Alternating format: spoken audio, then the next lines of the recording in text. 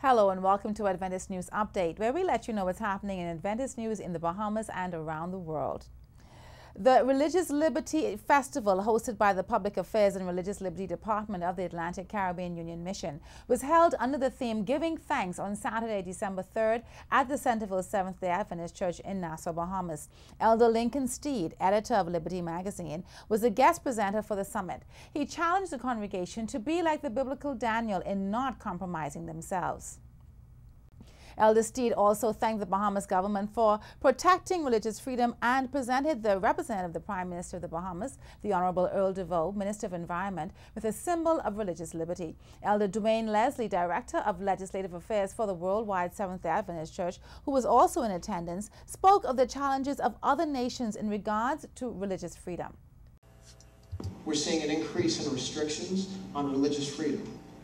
Under a law just passed a few months in the country of Hungary, the Adventist Church, along with over 300 other religious groups, we've lost our legal status and will now be required to reapply to the Hungarian Parliament for re-registration.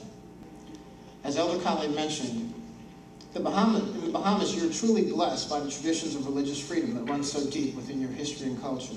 Pastor Leonard Johnson, president of the Atlantic Caribbean Union Mission, echoed the sentiments of gratitude of Elder Steed and Leslie, explaining that Adventists believe in the rights of all mankind to choose his or her religion and also the right to change religion. At the culmination of the Diabetes Wellness Program held by the Adventist Health Professionals Association in conjunction with the Health Ministries Department of the South Bahamas Conference, almost 50 persons were able to graduate. The 12-week program was held to assist persons with diabetes manage their illness. The commencement speaker was urologist Dr. Joseph Evans, who highlighted the importance of having a healthy lifestyle. Some of you will not get cancer because of what you've done in the past 12 weeks.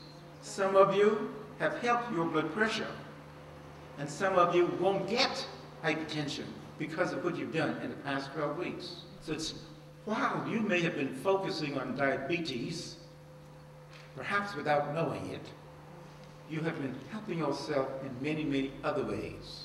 The Adventist Health Professionals Association of the South Bahamas Conference is committed to promoting and providing instruction in how to live a healthy life.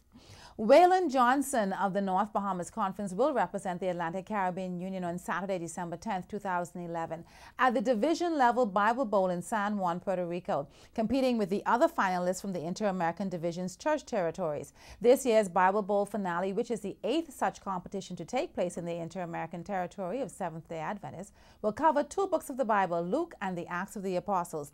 There are 21 regional finalists participating. You can view the competition over the internet beginning at 4:30 p.m. on December 10th. The live program will be held in Spanish with translations into English and French.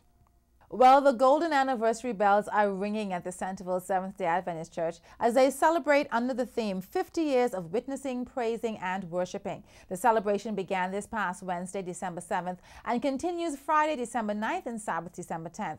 We congratulate Centerville on this milestone in their ministry, and you can still share in with the celebration, so join them and be blessed.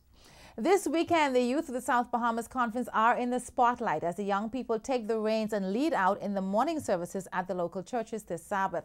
In the afternoon, everyone will be together at the Hillview Seventh-day Adventist Church for the Master Guide's Investiture Service. The Pathfinder exhibition is scheduled for 8:30 a.m. on December 11th at the Old Bahamas Academy grounds. Check them out as the clubs will be demonstrating their skills in a friendly competition. It should be fun to watch. We can always use some good information on how to get and stay healthy, and the Good News Seventh-day Adventist Church will present a guide to healthy living with guest speakers Dr. Elvira Higgs and Andrea Linden on Sunday, December 11th at 2 p.m. at the Good News Fellowship Hall in Flamingo Gardens, and all are invited to attend. This is the season for music, and the Seventh-day Adventist community will be serving up some fantastic concerts beginning this weekend. You know, ladies can sing beautifully, but there is something about a choir of male voices that's just something extraordinary. And you have an opportunity to enjoy the music of the annual Adventist Men's Christmas Concert, which will be held at the Presbyterian Kirk on Saturday, December 10th at 7:30 p.m. You don't want to miss this evening of praise and thanksgiving. And the Meister Singers invite you to experience the best of choral carol singing and solos by leading voices in the Bahamas as they present the Christmas portion of Handel's Messiah on Saturday, December 17th at 8 p.m. in the ballroom of the Government House. The concert will be under the patronage of Pastor Paul Scavala, president of the South Bahamas Conference. In supporting this event, you will also be assisting Bahamas Academy, as part of the proceeds will be presented to the school. And the 100-voice children's choir of the Hillview Seventh-day Adventist Church will be telling the whole story in a Christmas cantata on Sabbath, December 17th at 4 p.m. Now, I've only heard a portion of this choir, and I think it's more than 100, but I promise you it will definitely be a treat. In news from the North Bahamas Conference, on Wednesday, November 30th, officers of the North Bahamas Conference of Seventh-day Adventist Educators Association were installed in a service held at the Freeport Seventh-day Adventist Church. Attending the ceremony was Director of Education for the Atlantic Caribbean Union Mission, Dr. Cheryl Roll, conference officials, and Sandra Edgecombe, the Eastern District Superintendent from the Ministry of Education. The theme for the occasion was Adventist Educators Sharing Challenges, Solutions, and Jesus in a Diverse Society. Dr. Roll encouraged the educators to not allow adverse conditions to negatively affect them, but instead rely on God because He remains steadfast.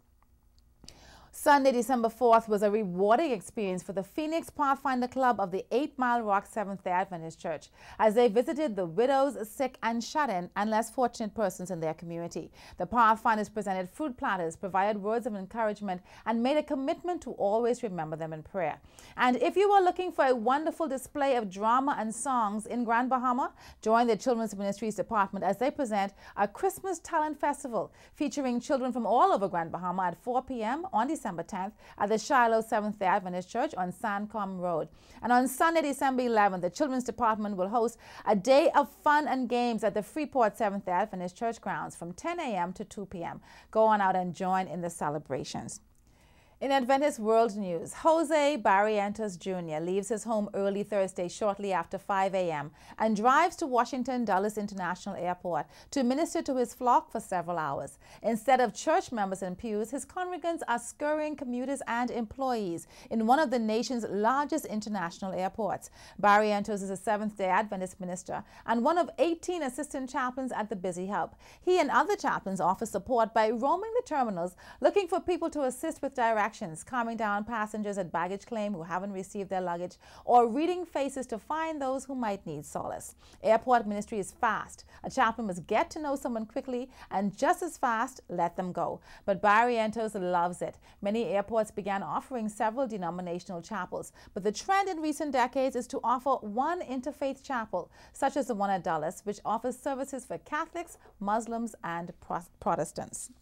Well, that's all the news for now. Thank you for watching. I'm Andrea Musgrove for Adventist TV.